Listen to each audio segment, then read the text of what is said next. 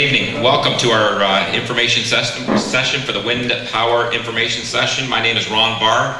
I run the Greater Ottawa Truckers Association. I'm also a wine maker, if you can believe it or not. And I run a construction company as well. And that's why you whine so much. That's why I whine so much. You know what? I was cutting grass in Elmer, Ontario, and I left at noon to race here for this event because it's important to support Beth. I had way to go with Beth. And I had it's an older winery. We bought it, the lady that bought it won $20 million. She's gonna kill me for that. But anyway, one of the poles fell down and that whole fence line, it was all made of wood and it was rotten.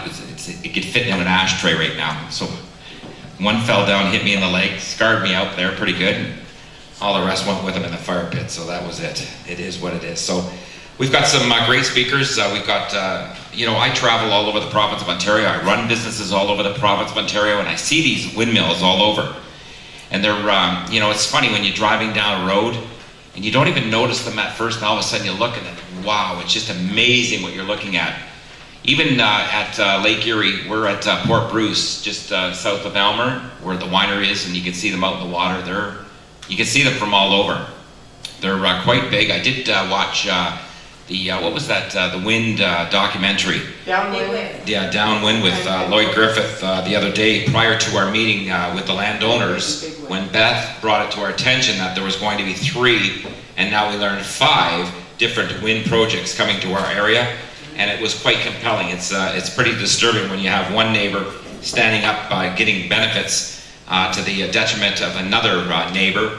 But they don't seem to care. It seems to be the liberal way of doing business nowadays. They do not listen to common sense. They listen to their special interest groups and people that can benefit from the getting the kind of things that they're dishing out. And I agree. I think Jürgen, you said it best. We've got to do something. These windmills are known to cause problems. They don't like to report those kind of things. But it comes to a point where we've got to win something against the Liberals. We fought like the dickens for the hydro, and they shoved that down our throat. They passed a bill, pretty well laughed at us. So we've got to do something, and I agree with that. We have to get our local councillors and mayors involved as well. What I don't want to hear this time, not unlike the dump where our previous mayor didn't want to take a position, wanted to wait and see. I think our mayor, by virtue of it being provincial, should stand up and say, you know what, the majority of my municipality does not want it. I have to make a stand, whether it's provincial or not. I have to stand up and go to bat for my community. But what you're probably going to see is you're going to see a couple of Liberal mayors in the area that have, what are they going to do? They're not going to go after the Liberals and they're going to try to sell it to us and suck us in. And this time, folks, we cannot simply be sucked in. We've got to do what we have to do. And you're right, if we have to block roads and make a stand like no other time in the history of our area, this is it. And what it's got to show, it's got to show the next election. I don't know how they got the majority. I do know how they got the majority, but we have to work right now. We've got 3 years left to now start exposing these guys.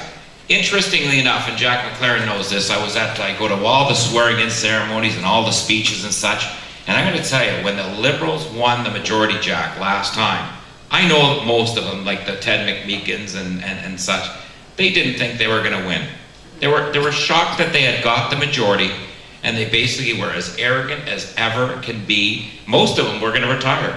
Bob Chiarelli should not be sitting in at Queen's Park. He should not. Ted McMeekin, he destroyed racing when he was the agriculture minister, and this is taped. I'm good friends with Mr. McMeekin. He swore me as the chamber president when I would ran Flamborough Downs in Hamilton. And Jack, as disgusting as this, I helped him sell Liberal memberships way back when I didn't know before I shaved, so you know. But once upon a time, I liked the individual that was running, not so much the party. Now, I don't care what they were. They got a red stripe. I'm not, I just don't trust them. It is what it is. Anyway, we've got some great speakers. We got Philip Mayer, who's the president of the Prescott Russel Landowners. He's an Alfred farmer with his wife. We've got Tom Black as well. Tom is a wealth of knowledge. He's,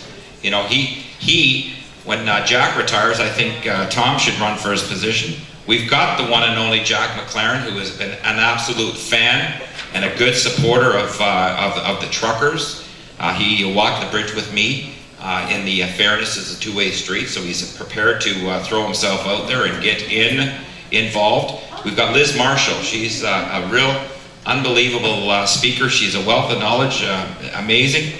On her card, the only thing she qualifies, she's not a lawyer, but I'm going to tell you, she's smarter than most of them.